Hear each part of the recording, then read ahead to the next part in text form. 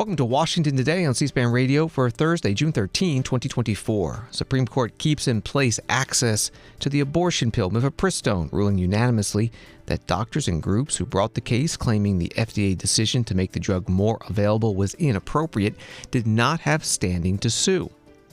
House debates and passes an amendment dealing with abortion as part of the Defense Policy and Programs Bill. It seeks to overturn the Pentagon's policy of reimbursing travel expenses and time off for service members to go to another state if necessary to obtain an abortion. Donald Trump, former president and the presumptive Republican presidential nominee this year, meets with House and Senate Republicans on Capitol Hill in Washington, first time back since the attack on the U.S. Capitol on January 6, 2021, during the certification of Joe Biden's presidential election victory. President Biden is in Italy for the G7 Leaders Summit. He comments for the first time publicly on the felony conviction of his son Hunter, saying again he will not pardon him. Also meets with Ukrainian President Zelensky and talks about new aid packages. FAA Administrator Michael Whitaker testifies before the Senate Transportation Committee that his agency was too hands-off in its oversight of Boeing before that door plug blowout in flight on the Alaska Airlines plane back in January.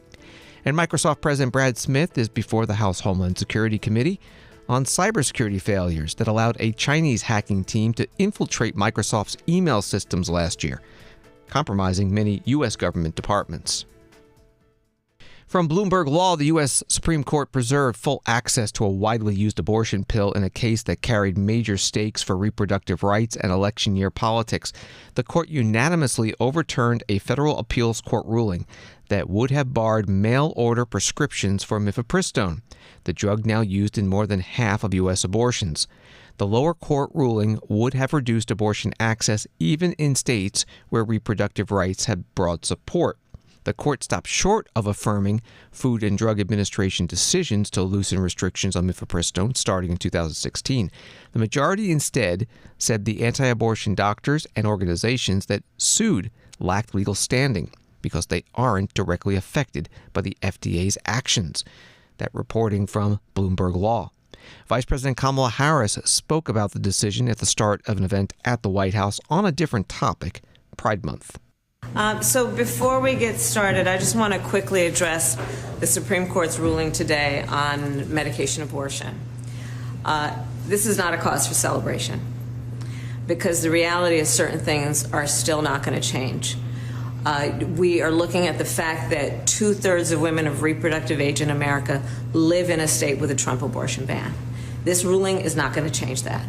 This ruling is not going to change the fact that Trump's allies have a plan that, if all else fails, to eliminate medication abortion through executive action. So we must remain clear-eyed about the threats to reproductive freedom in America, and we must remain vigilant. Vice President Kamala Harris today at the White House. President Biden putting out a statement that reads, today's decision does not change the fact that the fight for reproductive freedom continues. It doesn't change the fact that the Supreme Court overturned Roe v. Wade 2 years ago and women lost a fundamental freedom. It does not change the fact that the right for a woman to get the treatment she needs is imperiled, if not impossible, in many states. Congressman Daniel Webster, Republican from Florida, posting on X, I'm disappointed by the Supreme Court's decision today that continues to allow access to dangerous mail-order abortion drugs. Life is our most precious gift, and I will not waver in my fight to defend the rights of the unborn. And Congresswoman Susan Wild, Democrat from Pennsylvania, took a question about it at a news conference. I was initially, I have not read the decision yet. I was initially very encouraged by the news. However, I've, in the last half hour, come to realize that they based their decision on a matter of standing, that the plaintiffs don't have standing. At least that's my understanding of their decision. So it's not really a decision on the merits. It means that another set of plaintiffs who do have standing could come forward and we'd get a different decision. So obviously, we'll take the win for now, but it's I don't think we should by any means think that that's an indication that the Supreme Court is going to suddenly be in favor of women's reproductive rights, at the Supreme Court as a whole. So I think it's really important that people understand it was almost a technicality that they decided it on. That's why it was a unanimous decision. Congresswoman Susan Wild, Democrat from Pennsylvania, on Capitol Hill. Story from Associated Press. 3 states previously joined the case seeking to restrict access to the abortion drug mifepristone, putting them in a position to revive legal claims against it.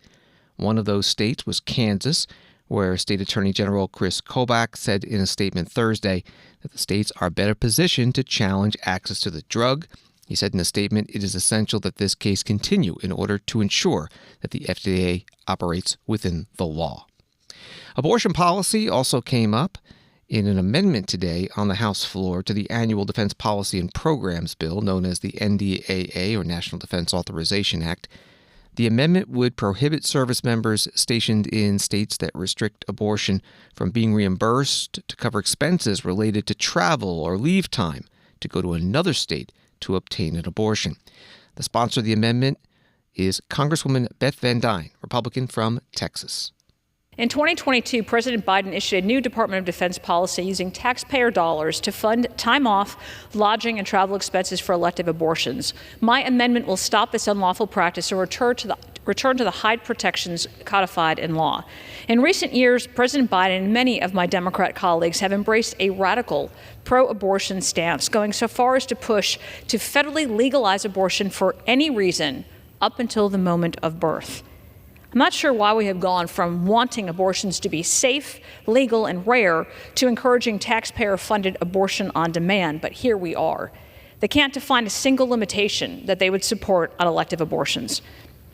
Republicans are offering solutions that support women throughout their pregnancy, and while my colleagues on the other side are taking the anti-woman stance of incentivizing abortions. I urge my colleagues to support this common sense amendment to not only follow the law, enforce the law, but to do so while protecting the most vulnerable, the unborn.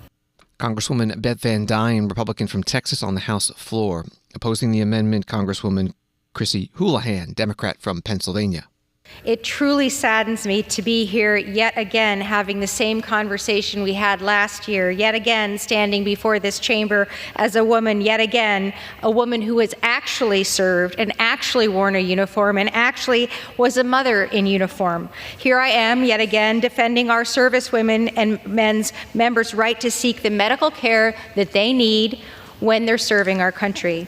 I'm sick and tired of members who have never served telling service members, the same service members that they are proud to publicly express their purported support for, that they don't deserve the financial or otherwise freedom to seek the medical care that they and their family members deserve and need when they need it. And to those who have served in uniform, and most of them are men who are here on this floor, and still don't wish to afford the service to members the availability to seek reproductive care, I am enormously disappointed with them as well. We all know how difficult military life is. If a woman in uniform or a member of a family who is in uniform says it's not the right time perhaps to start a family or has a medical reason otherwise, it is her and her. May I have a little bit more time? Mr. Speaker, I now yield 30 seconds to my colleague. It is hers and her alone's decision of what to do here. That's why I introduced the March Act, which would in fact expand access to abortion service and military treatment facilities. We should be supporting our family service members, not hindering them. I strongly urge a no vote on this amendment and the overall bill if it passes, and I yield back and appreciate it. Congresswoman Chrissy Houlihan, Democrat from Pennsylvania, on the House floor. A Newsmax article reads a record high 32% of U.S. voters say they will only vote for a candidate who shares their views on abortion, according to a new Gallup poll released Thursday. The result is up 4 points since the question was surveyed last year and 8 points since 2020, according to Gallup. That surge is attributed to abortion backing voters in the aftermath of the Supreme Court's 2020 Dobbs ruling that struck down Roe v. Wade, according to the survey. The Senate today voted not to move forward with a bill to create a federal right to access in vitro fertilization, IVF. Washington Post article says the bill is the latest in a series set up by the Senate Majority Leader Chuck Schumer on the topic of reproductive rights, a political liability for Republicans ahead of the election this year. Last week, all but 2 Senate Republicans rejected a bill that would have created a federal right to access contraception. IVF erupted as an election year issue in February when the Alabama Supreme Court ruled that frozen embryos are people and that a person could be liable for destroying them, casting uncertainty over the future of IVF nationwide. That was from the Washington Post. Senator Patty Murray, Democrat from Washington State, supported the bill today on the Senate floor. As we saw in Alabama, the threat to IVF is not hypothetical, it is not overblown, and it is not fear-mongering. After the Alabama Supreme Court ruled that a frozen embryo has the exact same rights as a living, breathing human person, women who waited for months and spent tens of thousands of dollars and were days away from an IVF appointment were left to wonder if it was all for nothing when their treatment was abruptly canceled. And families that had already gone through IVF were left to wonder if they could have their providers now dispose unused embryos without facing legal threats. This happened. It was national news. It was complete chaos. So Republican efforts to dismiss this vote as fear-mongering are simply not going to fly, especially when right now there are Republican bills right now that would enshrine as a matter of law that life begins at conception and that discarding unused embryos is essentially murder. That would essentially end IVF in our country. And this is not a fringe bill either. It is supported by the majority of House Republicans, including the Speaker. Mr. President, I don't know how to make this any clearer to my Republican colleagues. You cannot support IVF and support fetal personhood laws. They are fundamentally incompatible. Democrats are not going to let Republicans off the hook for their support for fetal personhood. This is a dangerous and extreme ideology that the public must understand Republicans support wholeheartedly. We are also not going to let Republicans paper over their extremism with their so-called solution, a bill that is not only silent on ensuring embryos can be discarded, but that explicitly allows states to put burdensome restrictions on IVF and create the kind of legal uncertainty that forced clinics in Alabama to close their doors. Mr. President, I do have good news for any of my Republican colleagues who do genuinely want to support IVF in a serious, meaningful way. We have a bill before us today that will do just that. Senator Patty Murray, Democrat from Washington State, on the Senate floor. Republican Senators Katie Britt of Alabama and Ted Cruz of Texas introduced their own bill seeking to protect IVF. It was referenced by Senator Murray. Democrats blocked an effort to bring that up for a vote on Wednesday. Senator Bill Cassidy, Republican spoke today on the Senate floor in opposition to the Democratically sponsored bill. I have been sitting here listening to this, and I can't help but notice that my Democratic fellow senators have chosen to disrespect and deceive the American people as they politicize a deeply personal issue for short-term political gain, distorting facts, capitalizing on the pain and longing of women desperate to conceive, families desperate to hold a child. Democrats are trivializing for political purposes the substantial emotional, financial, and personal investment required of a woman of a family to become pregnant through IVF. Let's set the record straight. I support IVF. Republicans in the Senate support IVF. Now, the tragic situation in Alabama has been used to fearmonger and scare that IVF is somehow in jeopardy, that someone who has a hope for a future family, that hope is threatened. And that is not true. Let's just say there is no state in the United States of America that prohibits a woman from growing her family through IVF. And Democrats know that. Let me say that again. There is not a single state which bans IVF. And Alabama, which has been mentioned several times, has specifically passed a law after the Mobile incident in which they make sure or affirm that IVF is available. So this bill before us today would have done nothing to prevent that which happened in Mobile, where embryos were dropped and destroyed.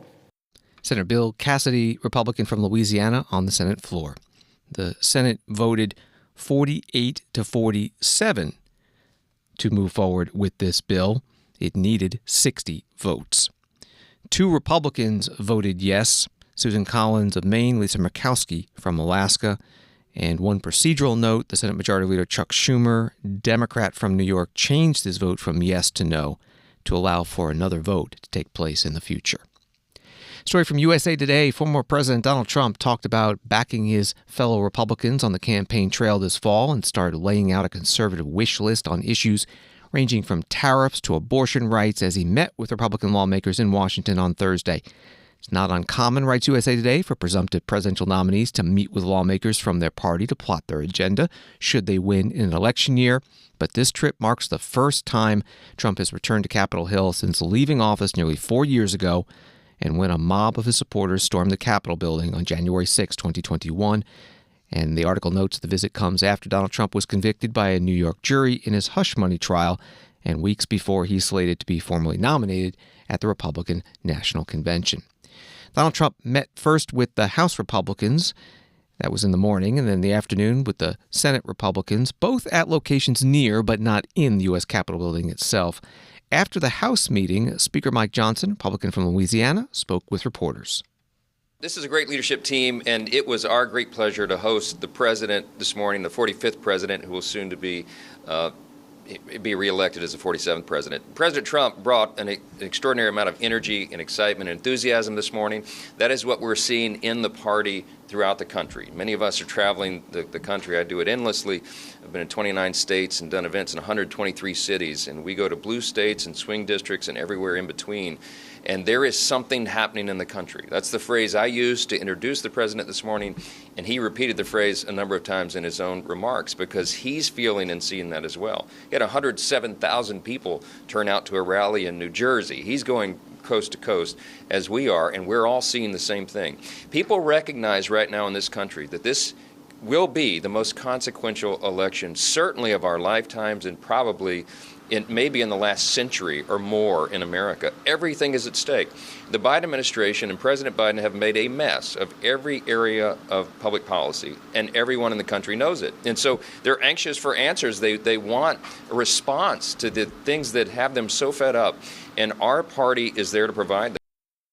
House Speaker Mike Johnson at a news conference today. TheHill.com has some notes about what went on inside the meeting with Donald Trump and the House Republicans. Congressman Mark Molinaro, Republican from New York, leaving the meeting with Trump, told members to be very careful about how they talk about abortion policy and to show respect for women. Congressman Matt Gaetz, Republican of Florida, said Trump's meeting with House Republicans was a pep rally as he walked out of the building. And Trump told GOP members that he was surprised that Taylor Swift did not support him, given that he signed into law a bill to help songwriters, according to Congressman Ben Cline, Republican from Virginia. Donald Trump did not attend the House Republican leadership news conference after their meeting together, but on the Senate side, he did appear with Senate Republicans in front of cameras after he met with them, and as they were in the room and he walked in, they applauded. Okay.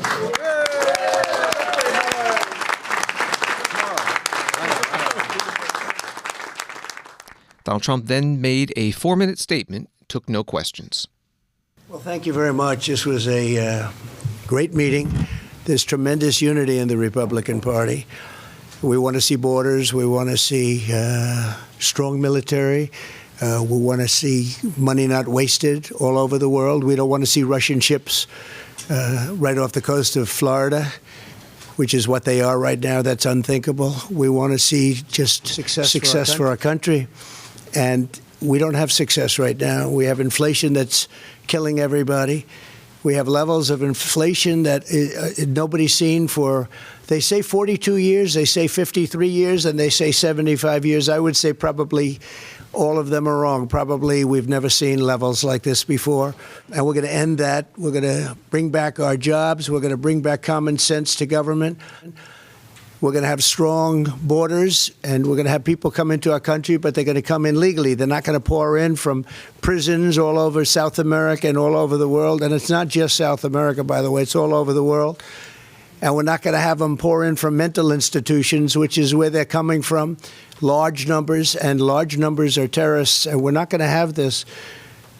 So what's happening to our country is of great concern to the group of people standing alongside of me. And I just wanted to say that we have great unity, we have great common sense, a lot of very smart people in this room, and a lot of people that love our country. They love our country beyond just about all else.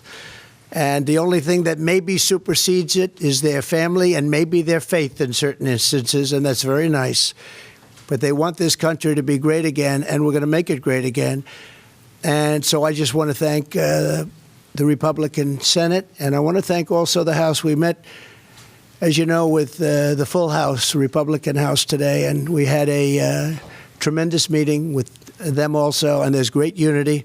Very similar, different topics actually, but not that different. And there's one thing in common. We want to make America great again. We want to make our country great again. We're a nation that's in decline. We're a declining nation. We're a nation that is being laughed at all over the world.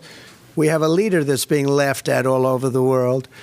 And we're going to turn it around. We're going to turn it around fast. The polls are looking like they're very strongly for us.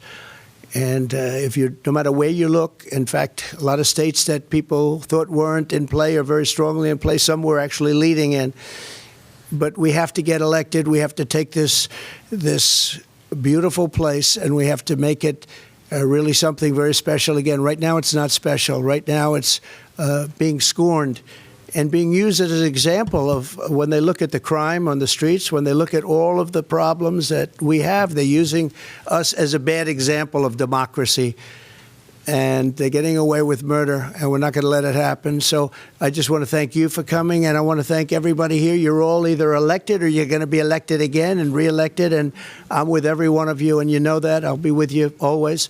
And thank you very much for inviting me, and we're going to have great success. I think we're going to have a tremendous election. It's November 5th is very important, but we really start much earlier than that. You have North Carolina as an example. You have North Carolina September 6th. You have Pennsylvania starts on September 22nd. These are things different from the old days. We had Election Day and you had paper ballots and you had voter ID.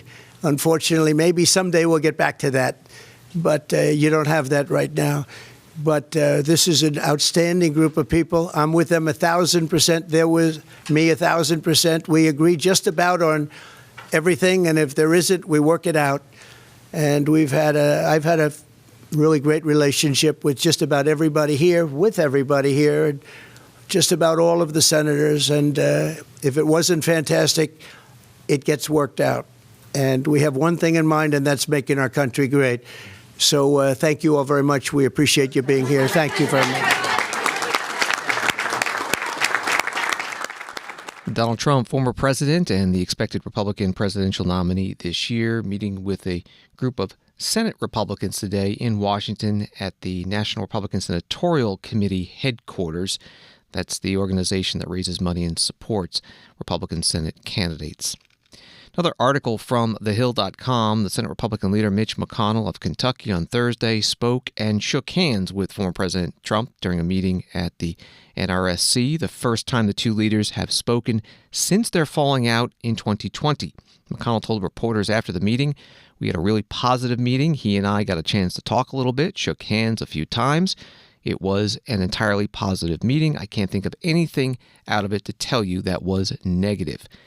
And the article says that Senator Roger Wicker, Republican of Mississippi, who attended the meeting, said Trump spoke favorably about McConnell and praised the Senate Republican leader's efforts to keep the Republican conference as unified as possible. Story from CNN, President Joe Biden's campaign is intensifying its focus on Donald Trump and his role in the January 6, 2021 riot, seizing on the presumptive Republican nominee's Capitol Hill appearance Thursday to launch a new attack ad spotlighting the insurrection. The campaign recently announced Biden's endorsements from several January 6 police officers who are stumping later this week in battleground Wisconsin, and now is unveiling a 30-second ad accusing Trump of inciting the Capitol attack. That was the article from CNN. Here is the ad. On January 6th, Donald Trump lit a fire in this country. 140 officers were injured. The siege lasted for 7 hours. Stoking the flames of division and hate. Now he's pouring gasoline. They were unbelievable patriots. Pledging to pardon the extremists who tried to overthrow our government. We will give them pardons. Inciting them to try again. There is nothing more sacred than our democracy. But Donald Trump's ready to burn it all down. I'm Joe Biden, and I approve this message. A story from justthenews.com. The campaign arm for House Democrats has compared former President Donald Trump to the character Scar from the Disney movie The Lion King. A Thursday press release from the Democratic Congressional Campaign Committee featured a picture of the lion Scar and a caption that read, "Live look inside the House Republicans meeting with the felon." President Biden said again today he would not pardon his son Hunter, who has been convicted of 3 federal counts related to lying about illegal drug use while buying and owning a firearm. President Biden was asked about it by a reporter at the G7 Leaders Summit in Italy. You're going through something that so many American families go through, the intersection of addiction and the criminal justice system, but you're not like most families. Was your son able to get a fair trial? Do you believe the Justice Department operated independently of politics? With regard to the question regarding the family, I'm extremely proud of my son Hunter. He has overcome an addiction. He's one of the brightest, most decent men I know, and I am satisfied that I'm not going to do anything. I said I abide by the jury decision, and I will do that, and I will not pardon him. President Biden at a news conference at the G7 summit in Italy. At the end of the news conference, reporters shouted about a possible commutation of Hunter Biden's sentence, which has not been determined yet. The president, hearing those shouts, turned to the cameras and appeared to say no. It's hard to hear because there was music playing in the background. Thank you all so very much. Appreciate This it. concludes our press conference. Thank you, everybody.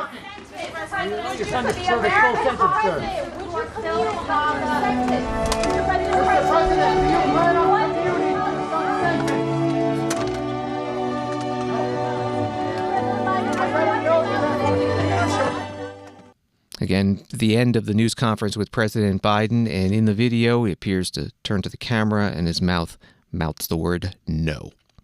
That news conference was a joint news conference with the Ukrainian President Volodymyr Zelensky, and they were talking about Ukraine's war against the Russian invasion, President Biden announcing the signing of a 10-year security agreement between the countries, and also an agreement among the G7 nations to provide Ukraine with more aid from frozen Russian assets.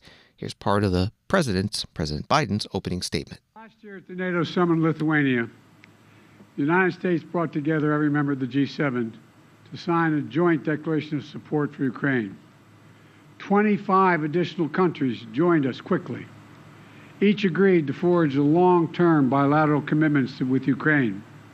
President Zelensky and I have just now signed that agreement between the United States and Ukraine. Our goal is to strengthen Ukraine's credible defense and deterrence capabilities for the long term.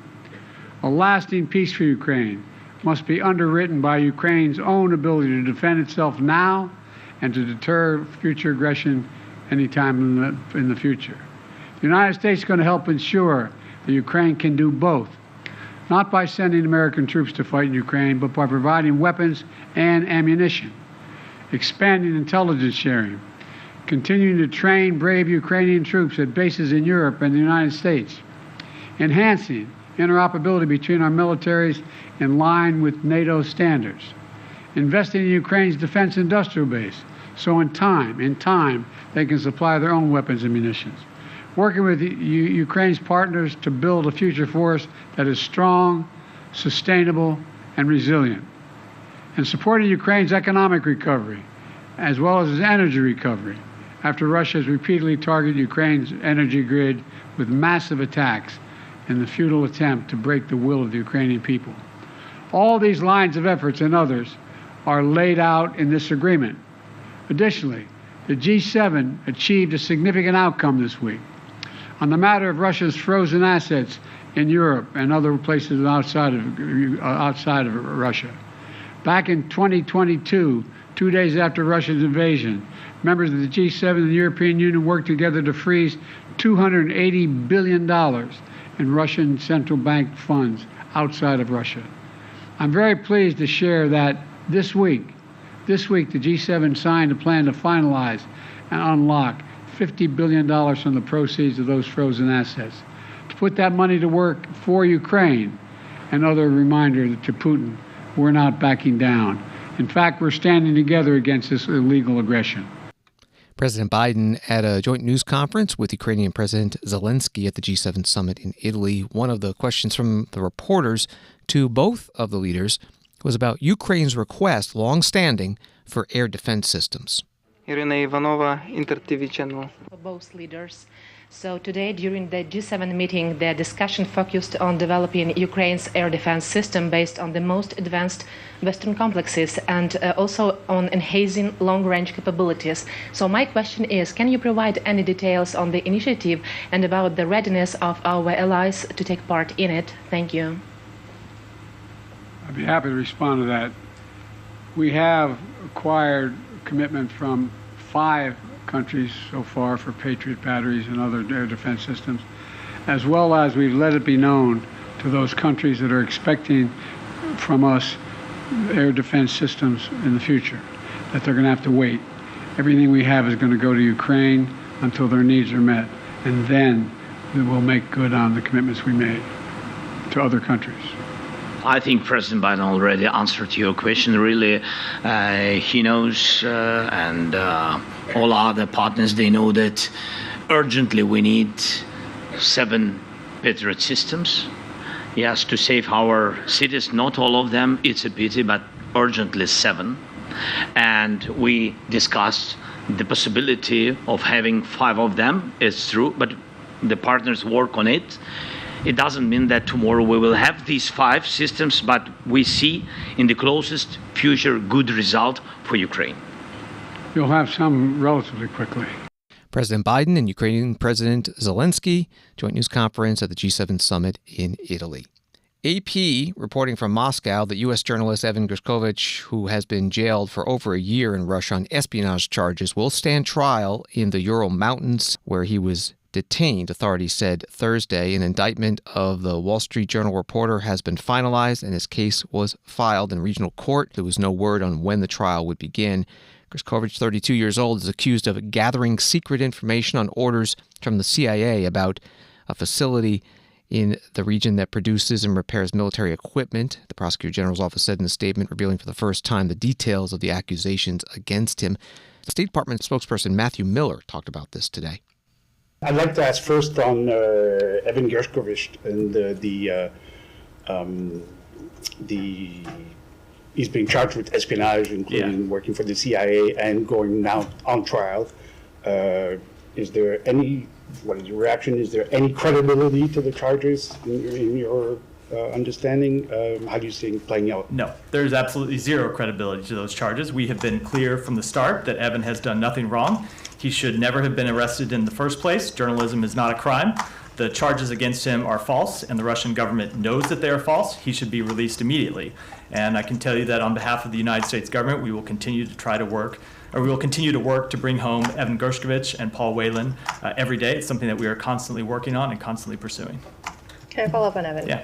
Thanks, Matt. Are you concerned at all for his safety as he is transferred from Moscow to Ekaterinburg? And Roger Carson said you guys may lose contact with him during that time. I don't have any specific concerns to mention here, but we are in contact with Evan. We've been in contact. We've had consular visits with him regularly. The last one we had was in May. We will continue to seek consular access to him. It's something that we have demanded from the Russian government and continue to push for. And part of the reason we do that is so we can regularly check on his safety and his well-being, and that's what we'll continue to do. State Department spokesperson Matthew Miller at his news conference at the State Department. A statement from Dow Jones CEO and Wall Street Journal publisher Amar Latour and Wall Street Journal editor-in-chief Emma Tucker. Evan Gershkovich is facing a false and baseless charge. Russia's latest move toward a sham trial is, while expected, deeply disappointing and still no less outrageous. Evan has spent 441 days wrongfully detained in a Russian prison for simply doing his job. Evan is a journalist. The Russian regime's smearing of Evan is repugnant, disgusting, and based on calculated and transparent lies. Journalism is not a crime. Evan's case is an assault on free press. We continue to demand his immediate release. We had hoped to avoid this moment and now expect the U.S. government to redouble efforts to get Evan released. That was the statement from Dow Jones and Wall Street Journal. And Washington Today continues in a moment. The House will be in order. This year, C-SPAN celebrates 45 years of covering Congress like no other. Since 1979, we've been your primary source for Capitol Hill, providing balanced, unfiltered coverage of government, taking you to where the policy is debated and decided, all with the support of America's cable companies. C-SPAN, 45 years and counting, powered by cable.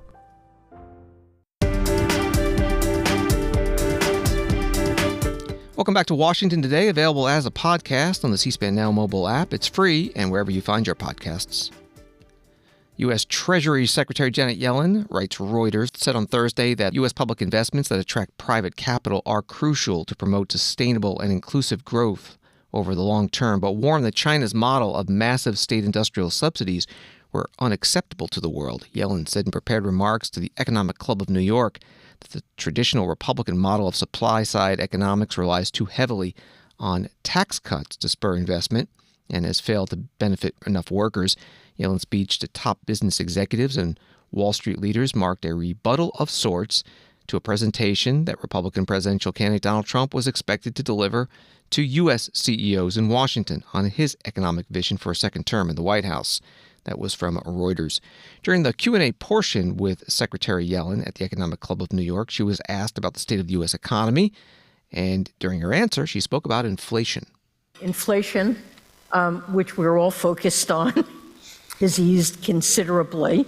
Headline inflation is down almost 2/3 from its peak, and core inflation has also trended down on balance, and I certainly expect further progress to be made, especially as rents and other critical price pressures recede over time.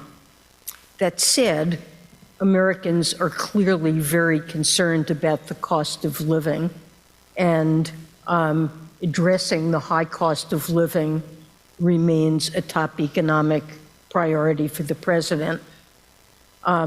We know that there are areas of their budgets where Americans are really having trouble making ends meet. And so President Biden has put forward a kind of affordability agenda that focuses on some areas that have really been getting worse and very problematic. I'm thinking here of healthcare, energy, housing. These are areas where childcare, where we're committed to working with Americans so that they can feel more secure about their economic circumstances. Treasury Secretary Janet Yellen today at the Economic Club of New York. On Wall Street, the Dow was down 65, NASDAQ up 59, S&P up 12. Story from Nexstar. Federal Aviation Administration Administrator Michael Whitaker testified on the agency's oversight of Boeing during a Senate committee hearing on Thursday. In February, Boeing was given 90 days to develop a plan to fix its quality control and production issues after the door plug of a Boeing 737 MAX 9 blew out during an Alaska Airlines flight on January 5th. Boeing submitted its plan to the FAA on May 30th. That was from Nexstar. In his opening statement, Administrator Whitaker said that his agency should have done better before that Alaska Airlines problem. Let me also acknowledge the FAA should have had much better visibility into what was happening at Boeing before January 5th. FAA's approach was too hands-off, too focused on paperwork audits, and not focused enough on inspections. We have changed that approach over the last several months, and those changes are permanent. We have now moved to a more active, comprehensive oversight model, the audit plus inspection approach, which allows the FAA to have much better insight into Boeing's operations. I will personally remain engaged to ensure Boeing executes the necessary changes to transform its safety culture and address its production quality issues. FAA Administrator Michael Whitaker, part of his opening statement before the Senate Commerce, Science, and Transportation Committee today, Senator Peter Welch, Democrat from Vermont, member of the committee, asked him about the oversight of Boeing now that the company has agreed to develop that quality improvement plan.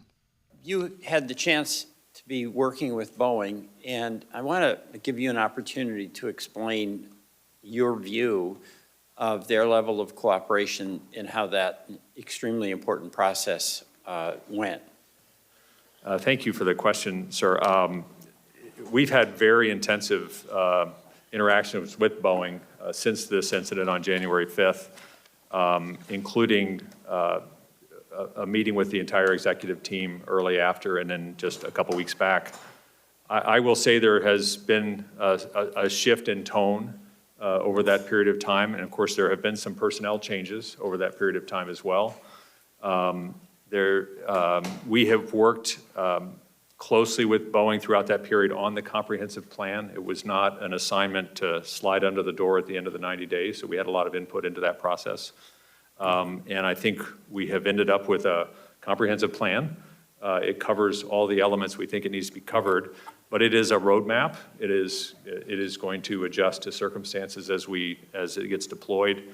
And I think the other dynamic I'll mention is that my focus has been on making it clear this is a very long-term journey. You don't change the culture of an organization quickly, and so we've seen an increasing recognition that this is a long journey ahead. All right, so I mean, the bottom line here is there is an absolute need for there to be a culture change in order for us to have confidence going forward.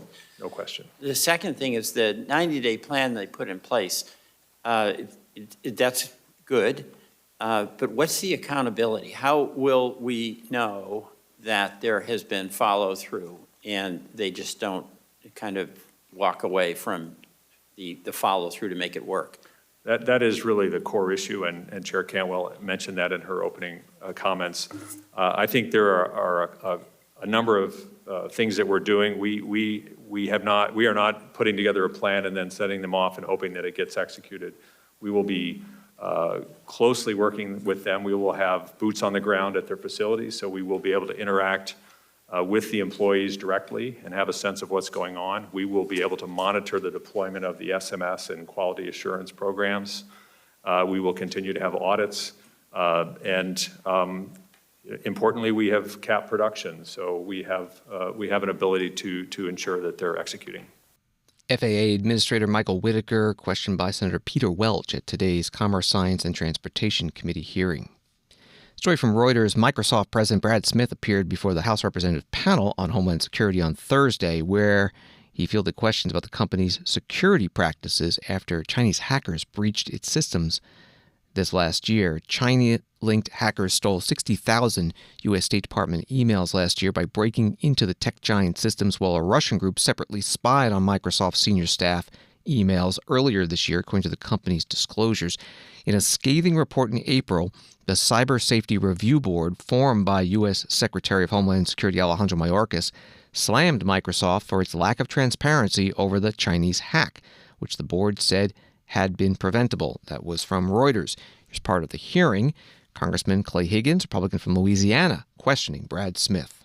After the hack, the 2023 Microsoft Online Exchange intrusion, why did it take 6 months for Microsoft to update the means by which most Americans would sort of be made aware of such a hack?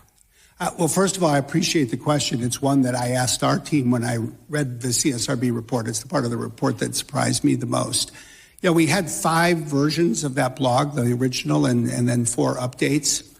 And you know, we do a lot of updates of these reports.